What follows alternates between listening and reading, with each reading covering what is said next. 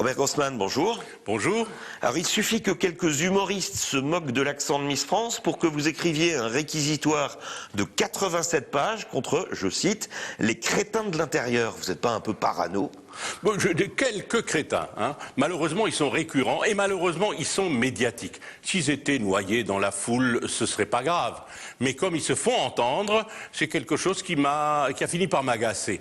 Pour moi, c'était un coup de gueule et la goutte qui a fait déborder le vase. Parce que c'est une longue histoire. Vous vous souvenez d'Anémone qui dit les Alsaciens c'est des boches, Thierry Roland quand le Racing gagne la coupe qui dit elle quitte la France, etc., etc.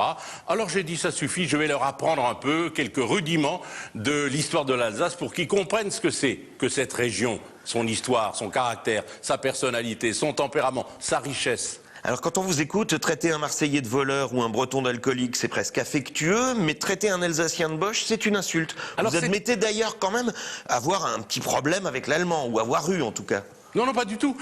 Traiter un Alsacien d'allemand, c'est au fond insinuer Bosch. C'est pas allemand. Moi, je suis très fier qu'il y ait des Allemands et que nous ayons une double culture française et allemande, gauloise et germanique.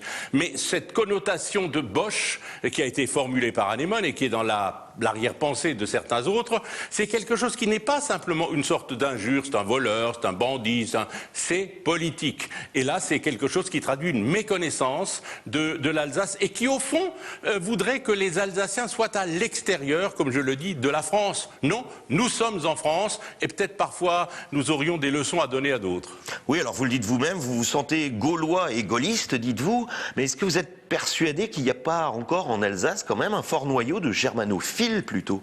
Mais la germanophilie n'est pas condamnable. J'ai une part de germanophilie en moi, en ce sens que les qualités allemandes, comme je l'écris d'ailleurs dans mon bouquin, la rigueur, le sérieux, bon, il leur manque un peu de fantaisie, hein, ça c'est le côté gaulois que j'aime bien en France, c'est pour ça que j'ai dit que je suis gaulois, mais la germanophilie, c'est, voilà, très bien, il n'y a pas de problème, il n'y a pas de problème. Vous pensez sincèrement qu'à l'intérieur, il n'y a que des crétins qui n'aiment pas les Alsaciens, et d'ailleurs pourquoi ils ne les aimeraient pas ? Non, non, non, non, je me permets de répéter, j'ai dit quelques crétins. Et le mot crétin est affectueux. Crétin dans le dictionnaire veut dire celui qui ne sait pas, qui est un sot. Donc j'ai entrepris une opération d'éducation par quelques images de notre histoire de ces malheureux qui ne savent pas, et je voudrais les décrétiniser.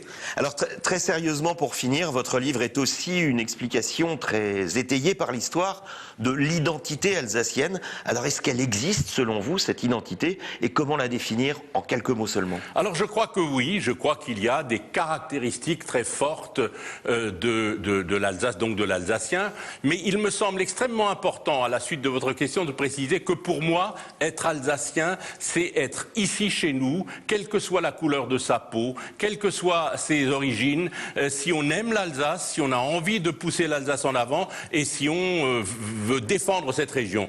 Je ne crois pas qu'il faille aller dans des critères ethnistes et voir la souche. J'ai horreur de ceux qui veulent chercher des souches et démontrer qu'ils sont alsaciens ou d'ailleurs bretons depuis le XVIe siècle. Non, l'identité est quelque chose qui se forge au jour le jour par ce qu'on fait, par sa volonté, et ceux qui veulent l'Alsace sont pour moi alsaciens. Robert Grossman, merci. Merci beaucoup.